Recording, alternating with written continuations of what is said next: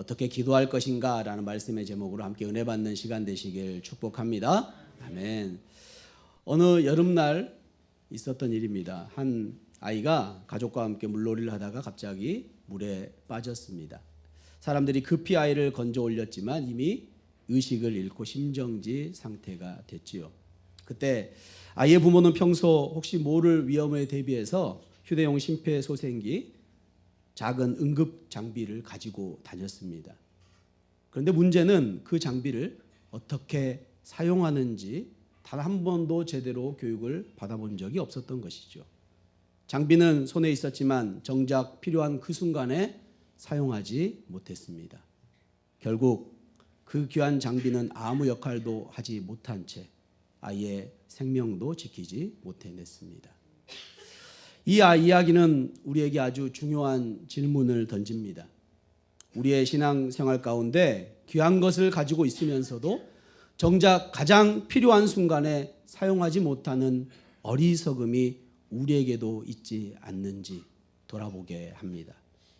하나님은 우리에게 영적인 호흡인 기도라는 놀라운 은혜의 통로, 하늘 아버지께 나아갈 수 있는 특권을 주셨습니다. 지난 시간 나눈 것처럼 예수님께서 이렇게 기도하라고 기도의 내용을 가르쳐 주셨지요. 그런데 우리는 그 기도를 가장 필요할 때, 적절할 때조차 사용하지 못하고 그저 마음속에만 간직하고 사용하는 경우가 얼마나 많은지요. 잘 몰라서 바빠서 나중에 해야지 하며 기도의 영적 창고 속에 기도를 넣어두고 사는 것은 아닌지요. 그리스도인의 삶에서 빼놓을 수 없는 중요한 것이 기도입니다. 그래서 기도는 그리스도인의 영적인 호흡, 숨쉬는 것으로 비유도 하지요. 구약에서 사무엘 선지자는 기도하기를 쉬는 것을 죄라고 이야기했고요. 신약에서 바울은 쉬지 말고 기도하라라고 말씀했습니다. 그리고 무엇보다 우리 주 예수님은 기도가 얼마나 중요한지 삶으로 친히 보여주셨지요. 생각해 보십시오. 기도가 필요할 것 같지 않은 완벽한 예수님께서도 오히려 기도에 더 많이 힘을 쏟으셨습니다. 누구보다 더 열심히 기도하셨습니다. 그 예수님께서 제자들에게 기도를 가르치십니다. 너희가 기도라는 귀한 것을 가지고만 있지 말고 제대로 배워서 사용하고 끝까지 사용하라고 말씀하십니다. 예수님께서는 너희가 기도할 때 이렇게 기도하라고 주기도문을 가르치신 후에 오늘 본문에서 그 기도의 실제를 어떻게 사용하는지를 삶 가운데 보여주고 계십니다. 어떤 마음으로 어떤 태도로 기도해야 하는지 우리에게 구체적으로 비유를 통해 가르쳐 주고 계십니다. 오늘 말씀 가운데 우리의 기도를 점검하는 시간 되시길 축복합니다. 어떻게 기도할 것인가? 첫 번째는 간청함으로 기도하라입니다. 첫 번째 뭐라고요? 간청함으로 기도하라. 5절 6절입니다. 또 이르시되 너희 중에 누가 벗이 있는데 밤중에 그에게 가서 말하기를 벗이여 떡 세 덩이를 내게 구워 달라. 내 벗이 여행 중에 내게 왔으나 내가 먹일 것이 없노라 하면.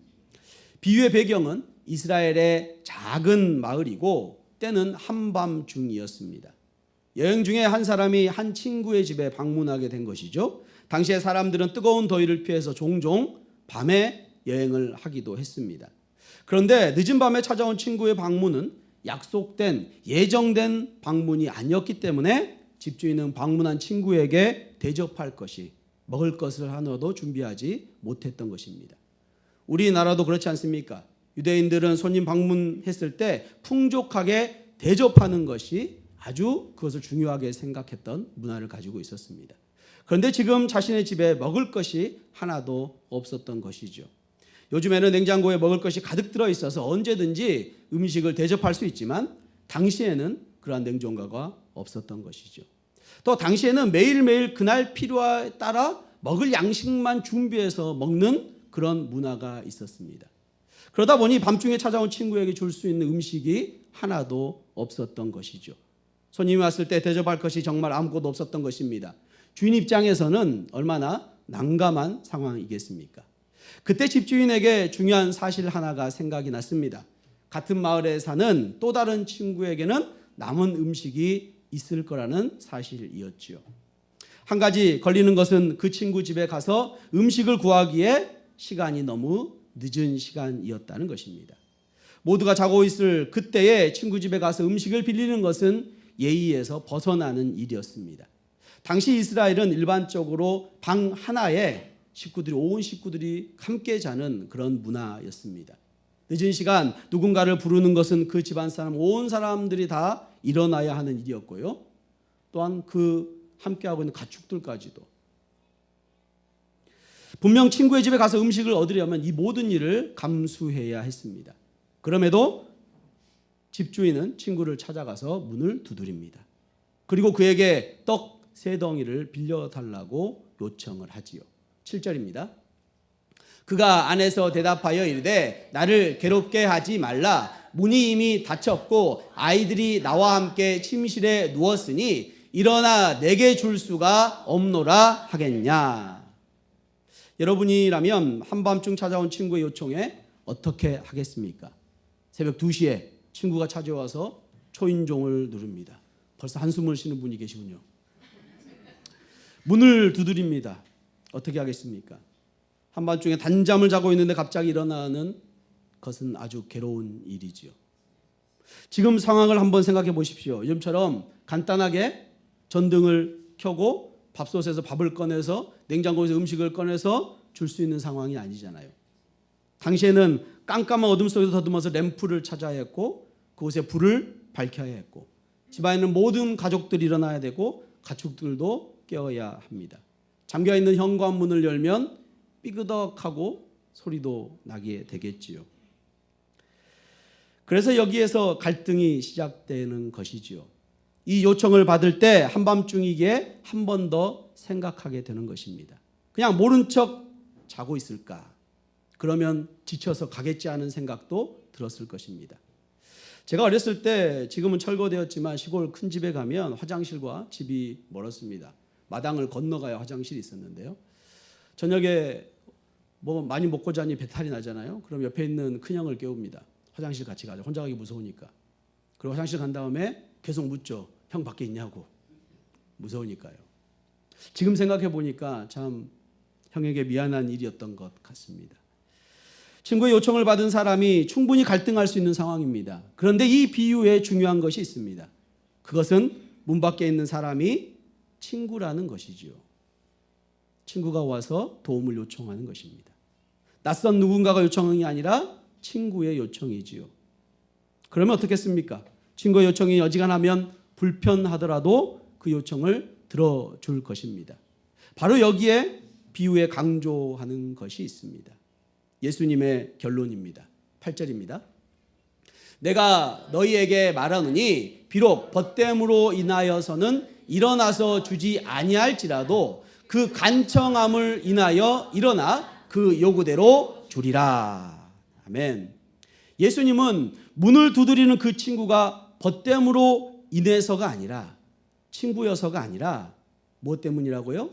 간청하기 때문에 결국 떡을 주었다는 결론을 말씀하십니다. 본문의 간청함이란 단어는 단순히 간청하는 것을 그 이상의 의미를 가지고 있습니다. 이 단어는 뻔뻔스러움, 끈질김, 부끄러움을 모르는 집요함, 그리고 포기하지 않는 대담함, 그런 의미를 갖고 있습니다. 그래서 이 단어는 비굴한 집착이 아니라 목적을 위해 체면을 내려놓는 대담함이라고 설명할 수 있습니다. 목적을 위해 체면을 내려놓는 대담함. 다시 말하면 창피함을 무릅쓰고 자신의 필요를 위해 집요하게 요청하는 태도를 말하는 것이죠. 예수님은 제자들에게 기도를 가르치면서 이 간청함을 강조하고 계십니다. 주면 좋고 아님 말고 그러든지 말든지 이런 태도로 기도하는 것이 아닙니다. 정말 간절함으로 부끄러움을 내어버리고 기도하라는 것이지요. 우리는 담대하게 하나님 앞에 나아갈 수 있습니다. 하나님 앞에서 끈질기고 적극적으로 구할 수 있습니다. 이것이 우리가 가지고 있는 놀라운 특권이면서 기도에 대해서 우리가 가져야 할 태도이지요. 하지만 이 말씀을 하나님도 귀찮아하실 정도로 끈질기게 매달리면 그냥 들어주신다, 귀찮아서 들어주신다라고 생각해서는 안 됩니다. 그러면 우리가 왜 이런 태도로 기도를 해야 할까요? 그것은 하나님이 우리의 아버지가 되어주시기 때문이지요. 하나님과 우리의 관계 때문입니다. 로마서 8장 15절입니다. 너희는 다시 무서워하는 종의 영을 받지 아니하고 양자의 영을 받았으므로 우리가 아빠 아버지라고 부르짖느니라. 아멘. 하나님은 우리의 아버지가 되신 줄로 믿습니다. 자녀는 아버지에게 너무 많은 것을 요구하지만 아버지는 그것을 부담으로 여기지 않지요. 왜냐요? 왜요? 그것은 자녀들의 특권이기 때문이지요. 집주인이 왜 한밤중에 이 집으로 찾아간 것입니까? 소도 비빌 언덕이 있어야 비빈다는 속담이 있듯이 집주인에게 이 친구는 비빌 언덕이었지요. 맞습니다. 친구 집이니까요. 아무도 모르는 일면식 없는 집이 아닙니다. 아는 사람 친구의 집이었지요. 저희 자녀들은 한 번도 그런 적이 없지만 저는 어렸을 때 떼보였다고 합니다. 저의 기억은 없습니다. 갖고 싶은 장난감이 눈에 보이면 그 앞에서 그냥 넘어졌다고, 엎드려졌다고 합니다. 사줄 때까지. 제가 왜 그랬을까요? 다른 아주머니의 손을 잡고 가서 제가 그랬을까요? 부모의 손을 잡고 가니까 그럴 수 있는 거죠. 주위의 시선 아랑곳하지 않고 사달라고 할 수 있었던 것이죠. 우리가 하나님께 간청함으로 기도할 수 있는 이유, 하나님 우리 아버지이기 때문인 줄로 믿습니다. 우리 아버지 되신 하나님께서 간청함을 기도로 받아주시고 응답해 주실 줄로 믿습니다. 이것이 바로 우리가 하나님께 나아갈 때 가져야 할 기도의 태도입니다. 기도는 하나님의 아버지시라는 관계를 잊어서는 안 됩니다. 기도는 그 아버지께 멋있는 문장을 말하는 것이 아닙니다. 멋있게 미사 용어를 써서 기도하는 것이 아니라는 것이죠. 우리의 체면을 차리지 않고 필요한 것을 정직하게 주님 앞에 구하는 것, 나아가는 자리, 그것이 기도입니다.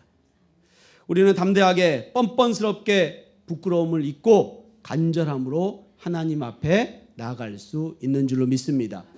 더욱 이 비유에서 중요한 점은 이 요청이 이웃사랑을 행하기 위해 필요했던 장면이라는 것이죠. 집주인이 한밤중에 체면을 내려놓고 벗에게 달려간 이유가 무엇입니까? 한밤중에 찾아온 친구 때문이었죠. 더욱이 이 친구는 예의 없이 한밤중에 예고 없이 찾아왔던 친구입니다. 그럼에도 불구하고 집주인은 그 친구를 위해 자기 잠이나 명예보다 손님을 대접하는 것을 우선순위에 두고 친구의 벗의 집에 찾아가게 된 것이죠. 그리고 떡을 구했습니다. 그 떡을 먹는 사람 누구입니까? 네, 예의 없이 한밤중에 찾아온 친구이지 않습니까? 기도는 이웃사랑을 실천하기 위한 능력을 구하는 자리임을 기억하시길 바랍니다. 마태복음 5장 44절입니다. 나는 너희에게 이르노니 너희 원수를 사랑하며 너희를 박해하는 자를 위하여 기도하라라고 말씀하고 계시지요. 예수님께서는 원수를 향해서도 미워하지 말고 사랑의 기도를 하라고 말씀하십니다. 사랑의 기도가 무엇일까요? 원수가 빨리 죽게 해달라는 기도일까요? 그렇지 않겠지요. 그 영혼도 불쌍히 여겨달라는. 하물며 이웃에게는 어떻게 해야 됩니까? 더 간절히 기도해야겠지요. 하나님께 드리는 간청함은 우리의 문제를 해결하는 것을 뛰어넘어 이웃 사랑의 간청입니다. 나의 문제가 시급함에도 이웃의 문제를 우선으로 기도해야 한다는 것이죠. 우리는 자꾸 기도를 내 사정, 내 문제를 해결하는 것에만 축소해서 생각을 합니다. 하지만 성경은 기도를 통해서 하나님의 나라가 이루어지는 줄로 믿습니다. 사랑하는 성도 여러분, 우리의 기도의 태도는 어떻습니까? 주님께 간절함으로 나아가고 계십니까? 이 간절함은 뻔뻔하게 체면을 불사하고 요구하는 것입니다. 뻔뻔함은 무례함이 아닙니다. 이것은 관계에 대한 확신에서 나오는 담대함이라는 것이죠. 하나님이 아버지이심을 확신하고 나아가는 담대한 말이죠. 히브리서 4장 16절입니다. 그러므로 우리는 긍휼하심을 받고 때를 따라 돕는 은혜를 얻기 위하여 은혜의 보좌 앞에 담대히 나아갈 것이니라. 아멘. 우리는 언제나 하나님 아버지 그 은혜의 보좌 앞에 담대하게 나아갈 수 있는 줄로 믿습니다. 또한 간절함으로 담대히 나아가시길 축복합니다. 하지만 우리의 기도가 여기서 머물러서는 안 됩니다. 혹시 우리의 기도가 오직 내 문제 해결만 거기에만 머물러 있지는 않습니까? 우리는 가정을 위한 기도, 자녀를 위한 기도는 열심히 하지만 이웃을 위한 기도에는 열심히 없지요. 하나님, 저 이웃을 사랑할 힘을 주세요. 누군가를 섬길 수 있도록 제 마음을 바꾸어 주세요라는 기도 필요합니다. 우리의 기도의 간절함은 나를 넘어서 이웃, 나아가 원수를 향해 기도해야 될 줄로 믿습니다. 오늘부터 기도의 목록에 하나님 이웃을 사랑해 주세요라는 기도 구체적으로 넣으시길 축복합니다. 나에게 상처 준 사람, 나를 힘들게 한 사람까지를 위해서 하는 기도. 저 사람이 변화되게 해주세요라는 기도가 아니라 제가 먼저 변해서 저 사람을 사랑하게 해주세요라는 기도. 그 간절함으로 기도하는 뻔뻔스러운 기도 용기를 얻으시길 축복합니다. 어떻게 기도할 것인가? 두 번째는 약속을 의지하며 기도하는 것입니다. 두 번째가 뭐라고요? 약속을 의지하며 기도하라. 9절 10절입니다. 내가 또 너희에게 이르노니 구하라 그러면 너희에게 주실 것이요 찾으라 그러면 찾아낼 것이요 문을 두드리라 그러면 너희에게 열릴 것이니 구하는 이마다 받을 것이요 찾는 이는 찾아낼 것이요 두드리는 이에게는 열릴 것이니라. 아멘. 예수님은 간청함의 비유에 이어서 기도의 약속을 주십니다. 9절에서 3번이나 반복되는 말이 있죠. 어떤 말입니까? 그러면이라는 단어입니다. 그러면. 기도에는 약속이 있습니다. 그 약속은 그러면으로 표현되고 있는 것이죠. 그래서 기도했을 때 그러면 이 따라 나오는 것입니다. 그러면은 기도에 대한 약속, 기도 응답에 대한 것입니다. 우리의 기도가 단순히 입술의 중얼거림으로 끝나지 않는 것은 기도에 대한 하나님의 약속이 있기 때문이지요. 하나님이 기도를 직접 들으시고 응답하신다는 약속이 있기 때문입니다. 예수님이 말씀하십니다. 구하라 그러면 너희에게 주실 것이요 찾으라 그러면 찾아낼 것이요 문을 두드리라 그러면 너희에게 열릴 것이니. 할렐루야. 여기서 세 개의 명령 구하라 찾으라 두드리라는 모두 현재 명령형으로 쓰여 있습니다. 이 말은 단순히 한 번 요청으로 끝내라는 것이 아니라 계속해서 부단히 반복적으로 포기하지 않고 하라는 의미를 갖고 있습니다. 계속 구해야 하며 계속 찾아야 하며 계속 문을 두드려야 한다는 것이죠. 구하라는 것은 신분이나 지위가 낮은 사람이 높은 사람에게 부탁하듯이 우리가 높으신 하나님께 합당한 자세로 기도해야 함을 알려줍니다. 찾으라는 것은 단순히 물건을 찾는 것이 아니라 좀 더 구체적으로 하나님의 뜻을 찾으며 행하라는 것이죠. 문이 열릴 때 두드리라는 것은 인내함으로 간구하라는 것입니다. 끈질기고 적극적으로 기도하라는 뜻이죠. 결국 이 세 가지의 명령은 하나님의 뜻에 따라 합당한 자세로 끈질기게 기도하라는 명령으로 요약이 됩니다.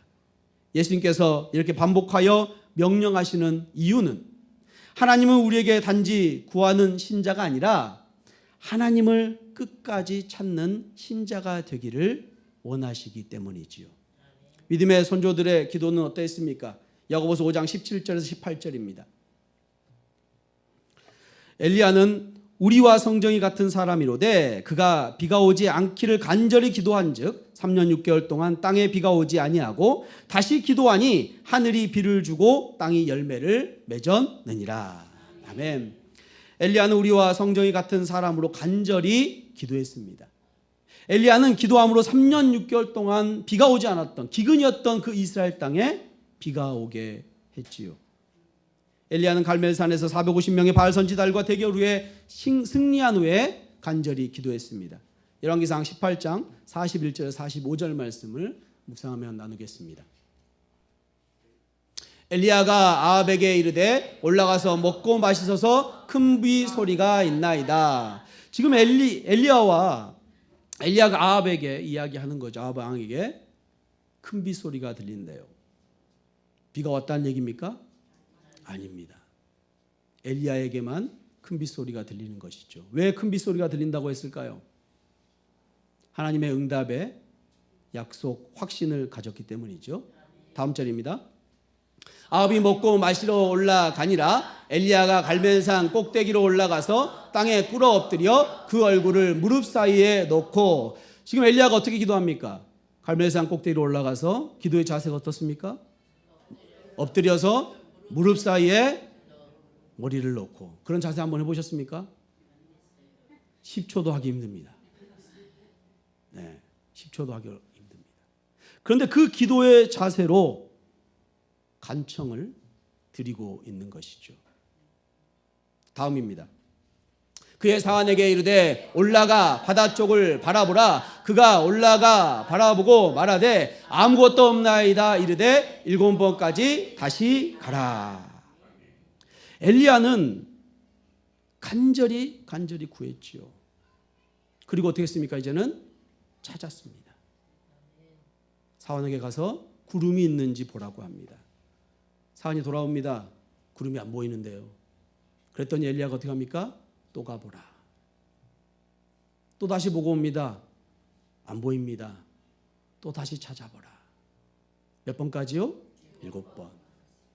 여기서 7이라는 숫자는 완전한 수로 반복적인 것을 의미합니다. 7번이 아니라 70번이 될 수도 있고요. 끝까지 찾는 것이었죠. 거기 이 기도는 어떻게 됩니까? 다음 절입니다. 7번째 이르러서는 그가 말하되 바다에서 사람의 손만한 작은 구름이 일어나나이다. 이르되 올라가 아합에게 말하기를 비에 막히지 아니하도록 마차를 갖추고 내려가소서 하라 하니라. 7번째 드디어, 계속 찾을 때 드디어 무엇이 보입니까? 구름이 얼마나 한다고요? 손바닥만한 구름. 거기에 뭔 비가 있겠습니까? 그러나 그것을 어떻게 받아들입니까? 하나님의 약속의 응답으로 받아들이는 것이죠. 이제 이 작은 손바닥만한 구름은 큰 태풍이 되어서 큰 비를 내리게 될 것이라는 것입니다. 45절입니다. 조금 후에 구름과 바람이 일어나서 하늘이 캄캄해지며 큰 비가 내리는지라 아합이 마차를 타고 이스라엘로 가니. 할렐루야. 큰 비가 이스라엘에 내리게 되지요. 그 비로 인하여서 3년 6개월 동안 기근으로 허덕였던 그 백성들이 다시 살아나게 되었습니다. 엘리야는 하나님께 기도하면서 비가 오기를 계속 구했습니다. 그리고 구름이 있는지 찾았지요. 인내하며 두드렸습니다. 결국 문이 열린 줄로 믿습니다. 작은 구름에서 시작한 이것이 큰 구름이 되어 비가 되어서 가뭄이 해결된 것이죠. 이스라엘 백성이 하나님을 살아계심을 경험하게 되었고 육신의 생명 또한 보존하게 된 줄로 믿습니다. 무엇보다 엘리야의 기도는 자신을 위한 기도가 아니라 온 이스라엘 백성들을 위한 형제 사랑의 간절한 기도였다는 것이죠. 담 10초도 할 수 없는 그 기도의 모양을 가지고 간절히 간청함의 구함, 자신의 유익이 아닌 온 이스라엘 이웃사랑을 위한 기도, 주님께서 반드시 응답해 주신 줄로 믿습니다. 하나님은 우리의 끈질긴 기도를 귀하게 들으시고 문을 열어주십니다. 그래서 기도는 우리가 하나님의 어떠하심과 역사하심을 볼 수 있는 기회이지요. 기도에 약속이 있기 때문에 기도가 무언가를 바꾸어 놓게 되지요. 기도가 상황을 변화시킬 수도 있습니다. 기도가 하나님의 능력을, 하나님이 함께 하심을 경험하게 하시는 것이죠. 하나님의 기도를 통해서 그 섭리 가운데 선한 뜻을 이루어 주십니다. 그래서 우리가 이 약속을 신뢰하며 기도할 때 변화가 생깁니다. 변화를 경험하게 되지요. 상황이 변화될 수도 있고 아니면 하나님께서 마음을 변화시키십니다. 상황이나 환경의 변함이 없지만 하나님이 나의 마음을 바꾸어 주심으로 상황이 바뀌는 것이죠. 더 주님이 기뻐하시는 마음으로, 더 주님이 원하시는 모습으로 나를 변화시켜 주시는 것입니다. 우리의 기도, 때로는 아무것도 아닌 것 같고 별 의미가 없어 보일 때도 있고 종교적인 의무처럼 생각될 때도 있습니다. 하지만 그럴 때라도 기억하시길 바랍니다. 기도에는 약속이 있다는 사실이지요. 우리가 하나님께 기도할 때 하나님은 그 작은 목소리도 들으십니다. 그리고 하나님은 우리의 기도를 통해서 역사하시고 그 뜻을 이루어 가십니다. 우리가 기도하면 하나님은 그 기도에 반드시 응답하시는 줄로 믿습니다. 사랑하는 성도 여러분, 그러면 여러분 우리가 무엇을 해야 합니까? 우리는 기도해야 합니다. 어떻게 기도해야 합니까? 간청함으로 기도해야 되지요. 약속을 신뢰하고 기도해야 합니다. 우리가 기도에 대한 하나님의 약속을 기억할 때 우리는 보다 적극적으로 기도하게 될 것입니다. 우리의 삶의 자리에서 기도의 자리를 만드시길 바랍니다. 바쁜 일상 속에서도 기도의 시간을 준비하시길 바랍니다. 그래서 기도의 능력을 맛보시길 축복합니다. 어떻게 기도할 것인가? 세 번째는 기도의 응답, 성령을 기대하라입니다. 세 번째가 뭐라고요? 기도의 응답, 성령을 기대하라. 11절에서 13절입니다. 너희 중에 아버지 된 자로서 누가 아들이 생선을 달라 하는데 생선 대신에 뱀을 주며 알을 달라 하는데 정갈을 주겠느냐? 너희가 악할지라도 좋은 것을 자식에게 줄 알거든 하물며 너희 하늘 아버지께서 구하는 자에게 성령을 주시지 않겠느냐 하시니라. 아멘. 예수님은 우리가 왜 끈질기게 기도해야 하는지에 대한 가장 결정적인 이유를 말씀해 주십니다. 그 이유는 단순하지요. 하나님은 좋은 것을 주시는 아버지이시기 때문입니다. 할렐루야. 예수님이 육신의 아버지와 하늘 아버지를 비교해서 말씀하고 있죠. 악한 사람이라도 자녀에게 생선 대신 뱀을 주지 않는다는 말씀이죠. 자녀가 알을 달라고 하는데 정갈을 줄 사람이 정갈을 줄 부모가 어디 있겠습니까? 죄의 본성을 가지고 있는 사람이 그렇다면 하나님은 어떻겠습니까? 거룩하신 하나님은 자녀의 요청에 얼마나 더 민감하게 반응하시며 자녀를 위해 얼마나 더 좋은 것을 주시겠습니까? 그리고 예수님은 그 좋은 것을, 가장 좋은 것을 이렇게 정의하십니다. 하물며 너희 하늘 아버지께서 구하는 자에게 무엇을 주신다고요? 성령을 주시지 않겠느냐. 할렐루야. 예수님 시대의 사람들은 기도하면 건강, 물질, 안전 등 세상적인 것을 기대했습니다. 그러나 예수님은 아버지가 주신 최고의 선물, 바로 성령으로 선물로 주셨습니다. 그런데 왜 성령님이 우리가 받는 가장 좋은 선물일까요? 첫째로 성령은 우리를 하나님과 연결시키는 분이시기 때문입니다. 로마서 8장 15절 말씀처럼 우리를 아빠 아버지라고 부르짖게 하시는 분, 바로 성령이시죠. 8장 16절입니다. 성령이 친히 우리의 영과 더불어 우리가 하나님의 자녀인 것을 증언하시나니. 아멘. 성령을 통해 우리는 하나님을 아버지로 알게 되고 아버지께 나아가는 특권을 누리게 될 줄로 믿습니다. 두 번째, 성령은 하나님 뜻대로 기도하도록 우리를 도와주시는 분이십니다. 로마서 8장 26절입니다. 이와 같이 성령도 우리의 연약함을 도우시나니 우리는 마땅히 기도할 바를 알지 못하나 오직 성령이 말할 수 없는 탄식으로 우리를 위해 친히 간구하시느니라. 아멘. 우리는 마땅히 기도할 바를 알지 못하지만 성령이 말할 수 없는 탄식으로 우리를 위해 친히 간구하시는 분이십니다. 성령님은 우리의 필요를 하나님께 가장 합당한 방식으로 아뢰게 하시는 분이시죠. 셋째로, 성령은 우리를 변화시키는 분이십니다. 성령을 통해 우리가 맺는 열매가 무엇입니까? 갈라디아서 5장 22, 23절입니다. 오직 성령의 열매는 사랑과 희락과 화평과 오래 참음과 자비와 양성과 충성과 온유와 절제니 이 같은 것을 금지할 법이 없느니라. 아멘. 성령의 열매, 사랑과 희락과 화평, 오래 참음, 자비, 양성, 충성, 온유, 절제. 누구의 성품입니까? 네, 하나님의 성품이죠. 예수님의 성품, 그 하나님을 담는 인격을 말하고 있는 것입니다. 하나님이 주시는 가장 큰 선물은 눈앞의 문제를 해결되는 것이 아니라 하나님 자신을 주시는 일입니다. 우리를 예수님이 닮아 가도록 변화시키는 능력의 선물을 주신 줄로 믿습니다. 성령을 통해 하나님을 아는 것이 곧 최고의 선물임을 믿으시길 바랍니다. 이 선물은 부부 사이의 이야기로 생각해 볼 수가 있죠. 남편들은 항상 아내를 사랑하기에 가장 좋은 선물을 주고 싶어 합니다. 다이아몬드 반지, 지금 좋아하시는 분 몇 분 계시는데, 명품 가방, 우리 사모님이 제일 좋아하시는 것 같습니다. 최고급 화장품, 아내가 원하는 건 얼마든지 다 선물을 주고 싶어 합니다. 하지만 우리는, 남편들은 선물을 아내에게 주지 않지요. 왜 그렇죠? 비싸서요? 아닙니다. 그렇지 않습니다. 이미 가장 좋은 선물을 줬지 않습니까? 이미 남편으로 선물을 줬습니다. 다 부정하시는 것 같은데요. 네, 반응이 시원치 않습니다. 네, 겉으로만 그런 것 같습니다. 그렇죠? 성도 여러분, 기도에는 결과가 있습니다. 그 결과는 우리의 생각을 넘어서는 것이며 상상을 초월하는 것입니다.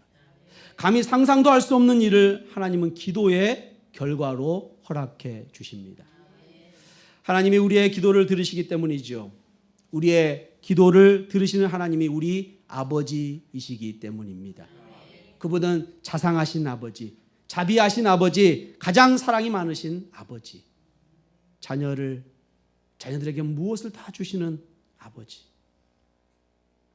그러기에 우리는 모든 기도에 응답하여 주실 줄로 믿습니다. 무엇보다 가장 좋은 성령을 주셔서 우리의 삶을 예수님 닮게 하여 주십니다. 그 사실을 믿고 응답을 기대하며 기도하시길 축복합니다. 사랑하는 성도 여러분, 우리는 기도라는 놀라운 보물을 이미 받은 자들입니다. 그러나 앞의 요야처럼 심폐소생기를 가지고 있으면서도 사용하지 않는다면 아무런 유익이 없습니다. 무엇보다 우리는 하나님이 우리 아버지라는 그 관계를 기억하며 기도의 자리로 나아가야 합니다. 예수님은 오늘 우리에게 기도를 사용하는 3가지 방법을 가르쳐 주셨습니다. 첫 번째, 우리는 체면을 내려놓고 간청함으로, 뻔뻔스러움으로 기도하라는 것이죠. 나 자신의 사정을 넘어 이웃을 섬기는 기도를 드려야 합니다.